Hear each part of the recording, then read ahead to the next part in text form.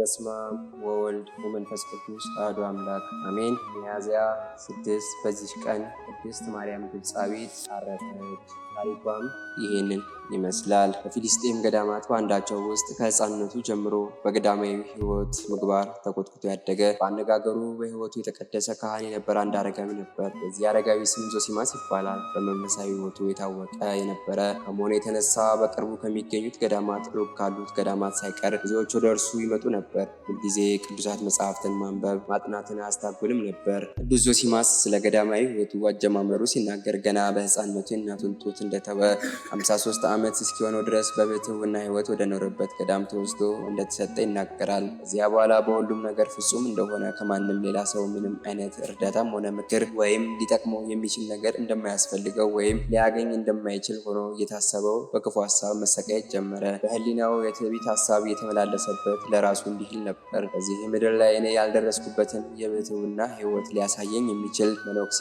አገኝ ይሁን? በበረሃውስ ከኔ የበለጠ የብሕትውና ሕይወት ያለው ሰው ይገኝ ይሁንን?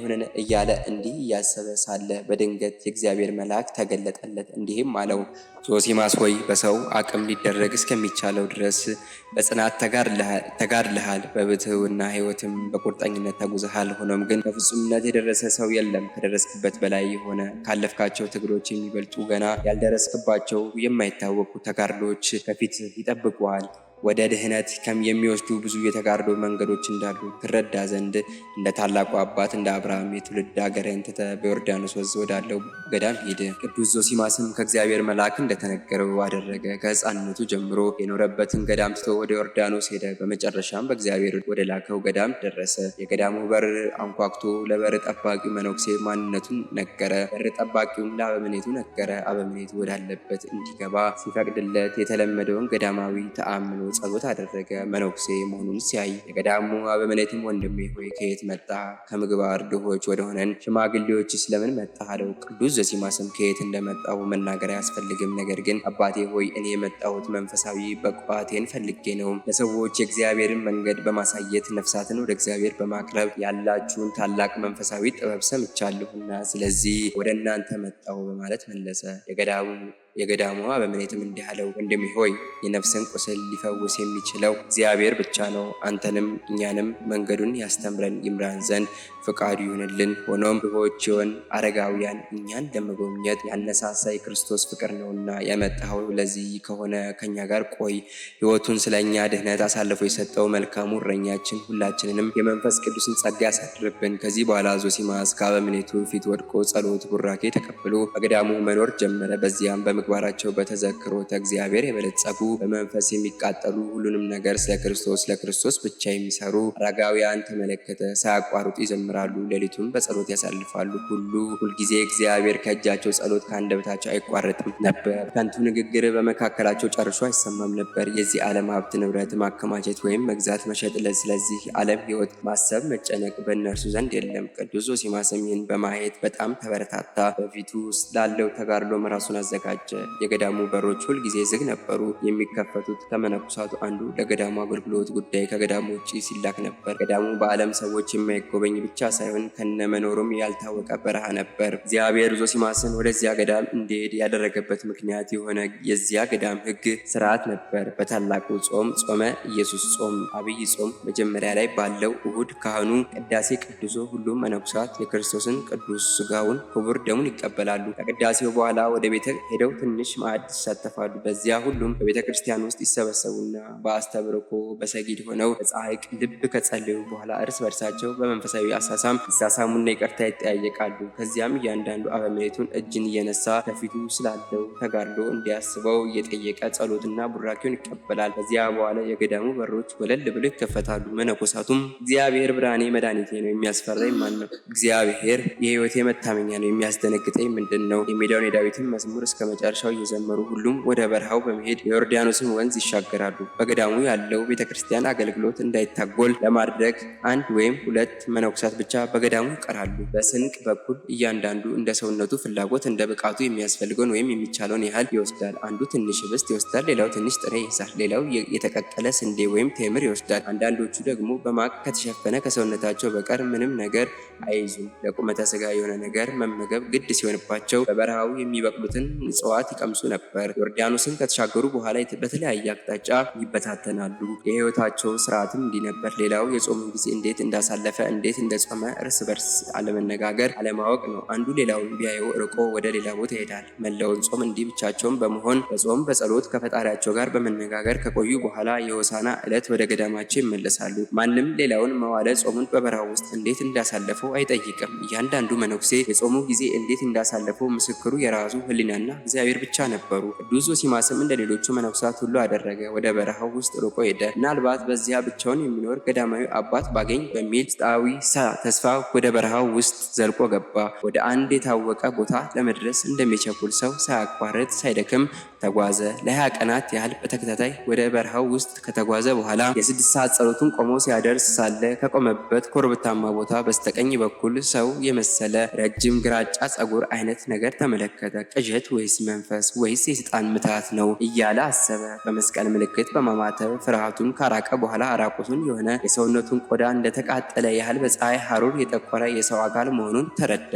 በበረሃ ከሚኖሩ ቅዱሳን ባህታውያን አንዱን በማግኘቱም በልቡ በጣም ደስ አለው። እርሱንም ለመገናኘት ወደዚያ ሰው ሲሮጥ የአካል ግን ከእርሱ ይሸሽ ነበር። እርሱም በኋላው የተከተለ በመሮጥ ሊደርስበት ከሚችልበት ርቀት ላይ በደረሰ ጊዜ እግዚአብሔር አገልጋይ ሆይ ከኔ ለምን ትሸሻለህ? እባክህ ስለ እርሱ ስትል በዚህ በረሃ ስለምትኖርለት ስለ እግዚአብሔር ብለህ ቆየኝ። እንደኔ ካለ አጥ ሽማግሌ ሰው ለምን ትሸሻለህ? ብሎ ጮኸ። ይህን ባለ ጊዜ ያ ሰው በበረሃው አለቶች ውስጥ ካለ ጉድጓድ ነገር እንደገባ ሆኖ አየ። ዞሲማስም ተንበርክኮ እንደ ሕፃን አለቀሰ። አባ ዞሲማስ ሆይ ስለ ኢየሱስ ክርስቶስ ስትል ይቅር በለኝ። እኔ ሴት ስለሆንኩ እንደምታየኝ ራቁቴን በመሆኔ ወደ አንተ ልመጣ አልችልም። በእርሱ ሰውነቴን ሸፍኜ እንድመጣ በረከትን እንድቀበል እባክህ አጽፍህን ወርውርልኝ አለችው። እርሱም በስሙ ስለጠራችው ራዕድ ያዘው። ሆኖም የመንፈስ ቅዱስ ጸጋ ያደረባት ካልሆነች በቀር ስለ እርሱ ምንም የምታውቀው ነገር ሳይኖር በስሙ ልትጠራው እንደማትችል አስተዋለ። ወዲያውኑ አጽፉን ወረወረላት። ያንን ከለበሰች በኋላ ወደ ዞሲማስ ዞራ እንዲህ አለችው፣ አባ ዞሲማስ ሆይ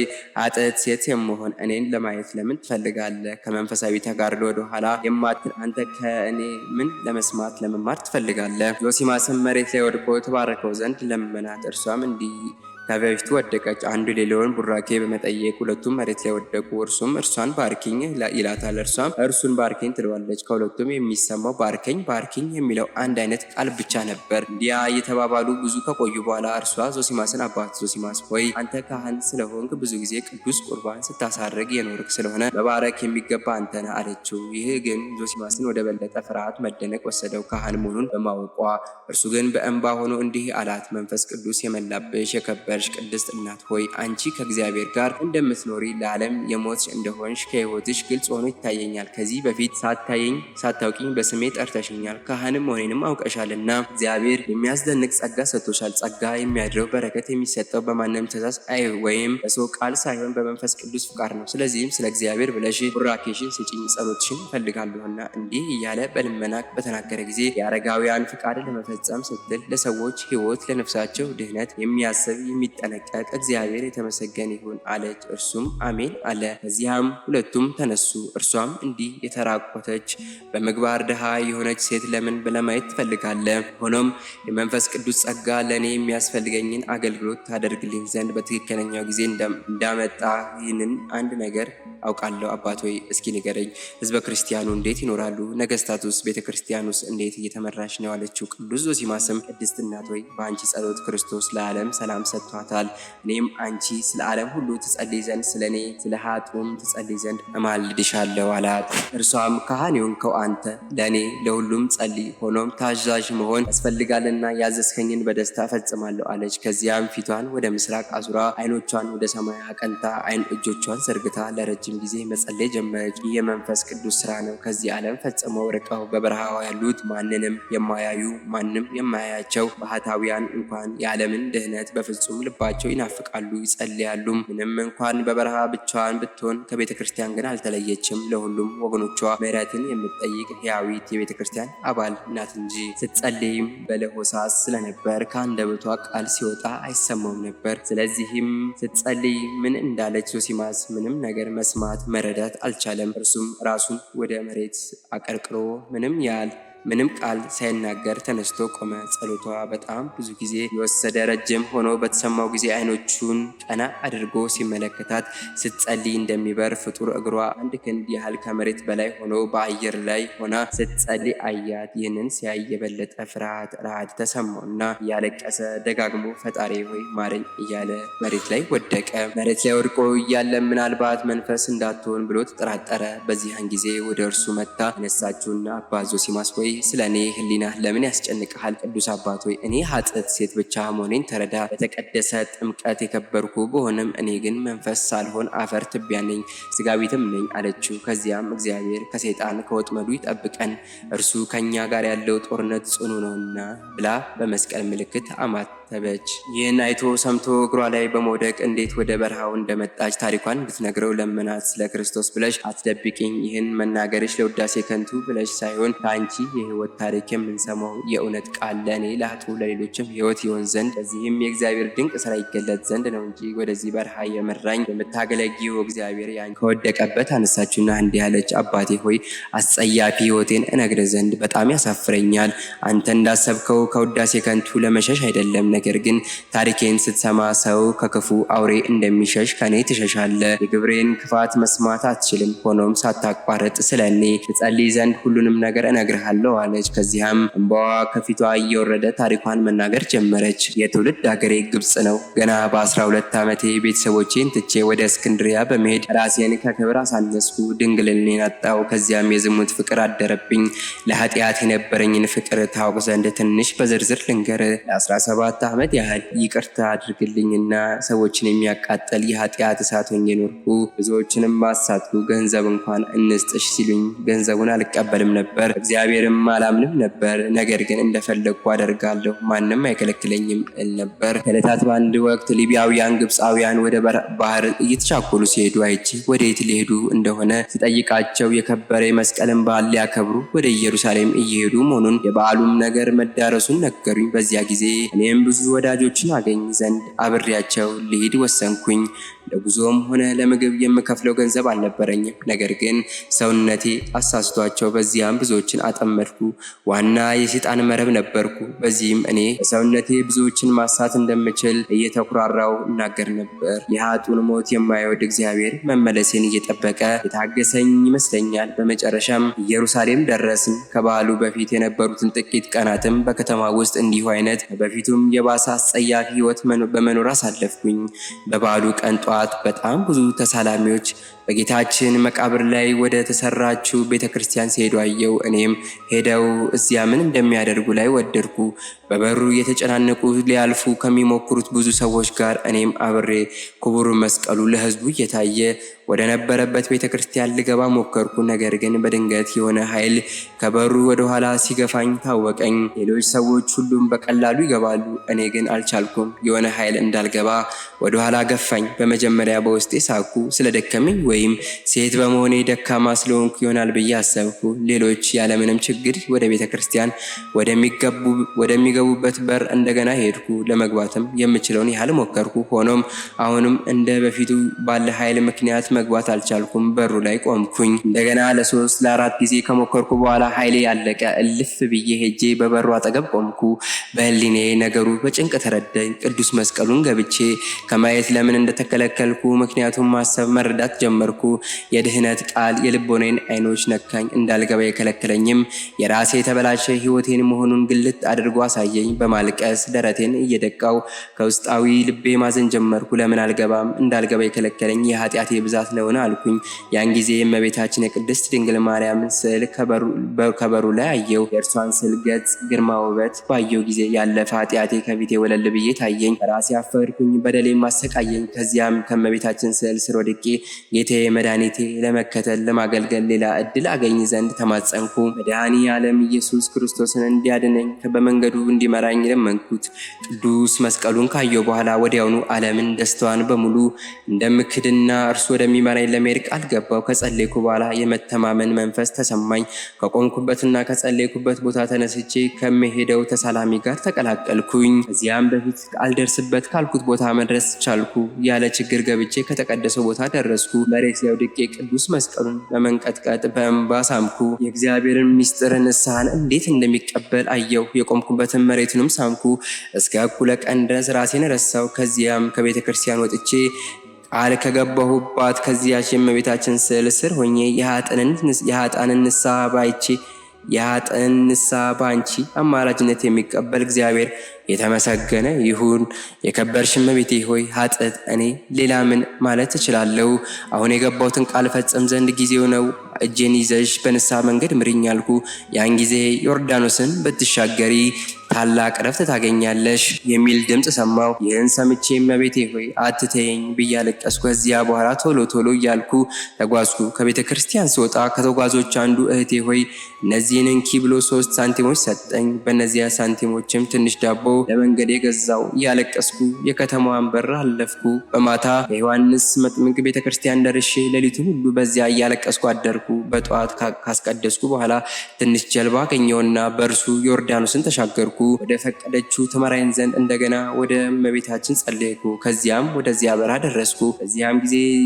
ከዚያ ጊዜ ጀምሮ እስከ ዛሬ ድረስ ከሰውም ሆነ ከማንኛውም ነገር ሁሉ ተለይቼ ወደ እርሱ የሚመለሱትን ከሚቀበል ከፈጣሪ ጋር እኖራለሁ። ቅዱስ ዞሲማስም እመቤቴ ሆይ በዚህ በረሃ መኖር ከጀመርሽ ስንት ዓመት ኖርሽ? አላት። እሷም ከኢየሩሳሌም ወጥቼ ወደዚህ በረሃ ከመጣው 47 ዓመት የሆነኝ ይመስለኛል አለችው። እዚያም በሕይወትሽ ከሆነው ለውጥ የተነሳ ይህን ሁሉ ዓመት ያለ መከራ ኖረሻልን? አላት። እሷም አባ ዞሲማስ ሆይ ልናገረው ስለምፈራው ነገር ጠየቅከኝ። በፈጣሪ ቸርነት ያለፍኩትን ፈተና መከራ ባስታውሰው እንደገና የሚመጣብኝን የሚያሸንፈኝ እየመሰለኝ እፈራለሁና አለችው። እርሱም የተቀደሰች እመቤቴ ሆይ ምንም አትደብቂኝ አላት። አባ ዞሲማስ ሆይ 17 ዓመት በዚህ በረሃ ከአራዊት ከክፉ ምኞት ከክፉ ሕሊና ጋር ስታገል ኖርኩ። በመጀመሪያ በዚህ በረሃ ሕይወት በጣም ከባድ ነበር። ያለፈ ሕይወቴን ያሳለፍኩትን ደስታ በማሰብ እፈተን ነበር። በዚህ በምድረ በዳ በረሃ ውስጥ የሚጠጣ የውሃ ጠብታ እንኳን ለማግኘት አስቸጋሪ ነበር። ከረሃብ ከውሃ ጥም እንዲሁም ከፀሐይ ሐሩር የተነሳ በጣም ተሰቃይቻለሁ። ብዙ ጊዜ እታመምና ለሞት የተቃረብኩ እሆን ነበር። ያለፈ ሕይወቴ ትዝታ ደጋግሞ ባሰቃየኝ ጊዜ ደረቴን እየደቃሁ ወደ በረሃው ስገባ የገባሁትን ቃል ለራሴ አስታውሰው ነበር። ጌታዬም እንዲረዳኝ እለምነው ነበር። ሕሊናዬንም መጀመሪያ ወደ ተቀበለች የእመቤታችን ስዕል በማቅናት ትረዳኝ ዘንድ ወደ እርሷ ለአለቅስ ነበር። ነፍሴን የሚያንገላቷትን ክፉ ፈታኝ ሀሳቦችን እንድታስወግድልኝ ማጸናት ነበር። ብዙ ካለቀስኩ ደረቴን ከደቀው በኋላ ከሁሉም አቅጣጫ በእኔ ላይ የሚያበራ የሚመስል ብርሃን እመለከት ነበር። ከአስጨናቂው ማዕበል በኋላ ዘላቂ የሆነ ሰላም ይሰፍን ነበር። እያስጨነቁኝ የነበሩትን ነገሮች እንዴት ልገልጽልህ እችላለሁ? ይፈትነኝ ስለነበረው የዝሙት ሀሳብስ እንዴት ላስረዳ እችላለሁ?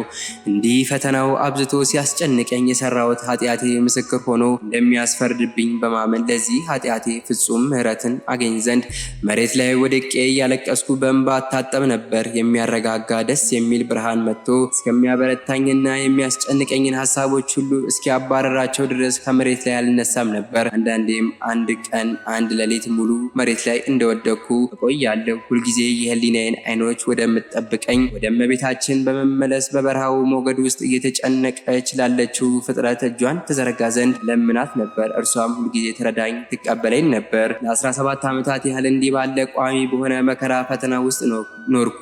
ከዚያ ጊዜ ጀምሮ ዛሬም ድረስ ወላዲተ አምላክ በሁሉም ነገር ትረዳኛለች። ልክ እጅን ይዞ እንደ መምራት ያህል ትመራኛለች። ቅዱስ ዞሲማስም ምግብ ልብስ አያስፈልግሽም ነበር ማለት ይቻላል አላት። እርሷም እንዲህ አለች። ከኢየሩሳሌም ከተማ ስወጣ በ3 ሳንቲም የገዛኋቸውን ዳቦዎች ከጨረስኩ በኋላ ለ17 ዓመት ያህል ቅጠላ ቅጠል በበረሃው የሚገኘውን ነገር እመገብ ነበር። ዮርዳኖስን ስሻገር የነበሩ ልብሶች አርጅተው አለቁ። በበረሃው በቀን በሌሊት በሚፈራረቀው ከባድ ሙቀት፣ አስጨናቂ ቅዝቃዜ በጣም ተሰቃይቻለሁ። ቀን የፀሐዩ ሙቀት ሲያቃጥለኝ በኋላ ሌሊት ደግሞ ወርጩ ሲያስጨንቀኝ እንደ ሞተ ሰው እስትንፋሴ አልቆ መንቀሳቀስ አቅቶኝ መሬት ላይ ወድቅ ነበር። በአጠቃላይ ከብዙ ስቃይ ፈተና ጋር ታገልኩ። ሆኖም ከዚያ ጊዜ ጀምሮ የእግዚአብሔር ቸርነት ኃጥእት የሆንኩ እኔን ከመከራ ሁሉ ጠብቆ ከዚያ ደርሶኛል። ጌታችን እኔን ከስንቱ አይነት ፈተና ክፉ ነገር እንዳወጣኝ እንደታደገኝ ሳስብ ለድህነት ተስፋ የሚሆን የማይጠፋ ምግብ ይሆነኛል። ከሃሊ በሆነው የእግዚአብሔር ቃል እመገባለሁ፣ እለብሳለሁ። ሰው የሚኖረው በእንጀራ ብቻ አይደለም። የኃጢአትን ድሪቶ አውልቀው ለጣሉ መጠጊያ የላቸውም። በአለት ንቃቃት ውስጥ ራሳቸውን ይደብቃሉ እንጂ። በመጨረሻም ፍጹም ሰላሜ በልቤ ተሰማኝ። ፈተናውን ሁሉ አለፍኩ። ፈጣሪ የፈለኩትን ሰጠኝ። ስላለፈ የተጎሳቆለ ሕይወቴ በደሌ አብዝቼ አለቅሻለሁ። በመጨረሻም እግዚአብሔር አጽናናኝ አለችው። ቅዱስ ዞሲማስም ከቅዱሳት መጻሕፍት ቃል ስናገር ሲሰማ ቅዱሳት መጻሕፍትን ተምረሻልና አላት። እርሷም በዚህ ጊዜ ፈገግ አለችና አባት ሆይ እመነኝ፣ የዮርዳኖስን ወንዝ ከተሻገርኩ ጀምሮ ዛሬ አንተን ሳይ በስተቀር ፍጹም የሰው ገጽ አይቼ አላውቅም፣ መጽሐፍትንም አልተማርኩም። ነገር ግን ሕያው የሆነ የእግዚአብሔር ቃል እውቀትን ሰጠኝ። እናም የእኔ ታሪክ ይህ ነው አለችው። ከመጀመሪያ እንደነገርኩ እኔ ኃጥእት ነኝ፣ ጸልይልኝ። ከመጀመሪያው እንደጠየቅኩ ሰው ስለሆነው የእግዚአብሔር ቃል ስትል አሁንም ኃጥእት ስለሆንኩ ስለ እኔ ወደ እግዚአብሔር ትጸልይልኝ ዘንድ እለምንሃለሁ አለችው። ይህንን ብላ በተመስጦ ራሷን ጎንበስ ካደረገች በኋላ ወደ ቅዱስ ዞሲማስ ተመልሳ እንዲህ አለችው። ወደ ፈጣሪ እስኪሄድ ድረስ የነገርኩን ለማንም አትናገር። አሁንም በሰላም ሂድ። በሚቀጥለው ዓመት እንደገና ታየኛለህ። እኔም አንተን እግዚአብሔር በምሕረቱ ለዚያ ቢያደርሰን በሚቀጥለው ዓመት በጾመ ኢየሱስ እንደ ገዳሙ ልማድ ዮርዳኖስን አትሻገር አለችው። የገዳሙን ስርዓት በማወቋ ዞሲማስ ተደነቀና ለሚወዱ ታላቅ ጸጋን የሚሰጥ እግዚአብሔር የተመሰገነ ይሁን አለ። እርሷም በመቀጠል እንዲህ አለች። አባት ሆይ በዚያው በገዳሙ ቆይ፣ ልሂድም ብትል አይሆንም። የጸሎት ሐሙስ ዕለት ጌታችን ለደቀ መዛሙርቱ ቅዱስ ሚስጥሩን ባሳየበት ባቀበለበት ዕለት በዮርዳኖስ ወንዝ ዳር ቅዱስ ቁርባንን ይዘህ ትጠብቀኝ ዘንድ እለምንሃለሁ። አንተ የምትኖርበትን ገዳም አበምኔትን ዮሐንስ ራስን ወንድሞችን ተመልከት። በገዳሙ ውስጥ ሊስተካከል የሚገባው ብዙ ነገር አለ በለው። ሆኖም ይህን አሁን አትናገር፣ ጊዜው ሲደርስ እግዚአብሔር ሲያመለክት ነው እንጂ ብላው በበረሃው ውስጥ ተሰወረች። ቅዱስ ዞሲማስም በጉልበቱ ተንበርክኮ ቅድስት ማርያም ቆማበት በነበረው ቦታ ላይ ሰግዶ ይህን ሁሉ ላሳየው ላደረገለት ለፈጣሪው ምስጋና አቀረበ። በበረሃ ውስጥ ተጉዞ መነኩሳቱ ወደ ገዳማቸው በሚመለሱበት ዕለት እርሱም በዚያው ቀን ከገዳሙ ደረሰ። ያየውን ሁሉ ዓመቱን ሙሉ ለማንም ሳይናገር ኖረ። ሆኖም የዚያችን ባህታዊት ገጽ ለማየት ሌላ ዕድል ሊሰጠው ዘንድ እግዚአብሔር በጸሎት ይለምን ነበር። የዓመት ለቅዱስ ዞሲማስ በጣም ረዘመበት። ዓመቱ ቢቻል ኑሮ ወደ አንድ ቀን ቢያጥርለት ናፈቀ። ቀናት አልፈው አብይ ጾም ሲገባ እንደ ገዳሙ ስርዓት የገዳሙ መነኩሳት የሚያደርሱትን ጸሎት አደርሰው መዝሙር እየዘመሩ ሁሉም ወደ በረሃው ሄዱ። ቅዱስ ዞሲማስ ብቻ በጣም ስለታመመ ቀረ።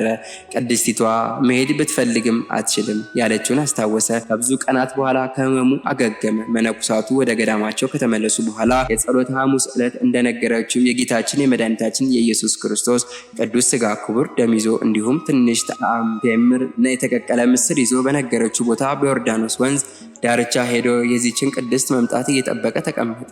ለብዙ ጊዜ ከጠበቃት በኋላ ምናልባት የኔ ለዚህ ጸጋ ለመብቃት አስቀርቷት እንዳይሆን ወይም መታታኝ ተመልሳ ሄዳ ይሆንን በሚል ሐሳብ በእጅጉ በተጨነቀ ጊዜ ጌታዬ ሆይ አንድ ጊዜ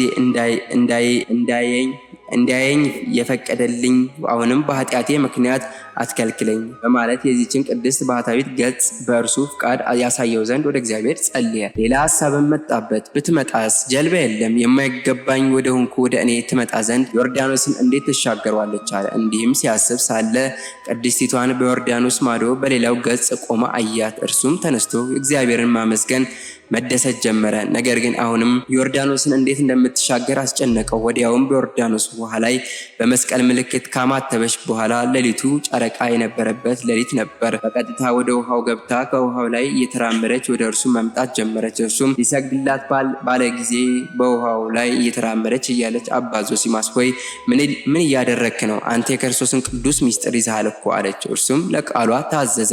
እንዲህም ባለ ሁኔታ ዮርዳኖስን ተሻግራ ከወንዙ ዳር ስትደርስ አባት ሆይ ባርከኝ አለችው። ካየው ድንቅ ነገር የተነሳ በታላቅ መገረም መደነቅ ሆኖ በመፍራት በመቀጥቀጥ እንዲህ ሲል መለሰላት።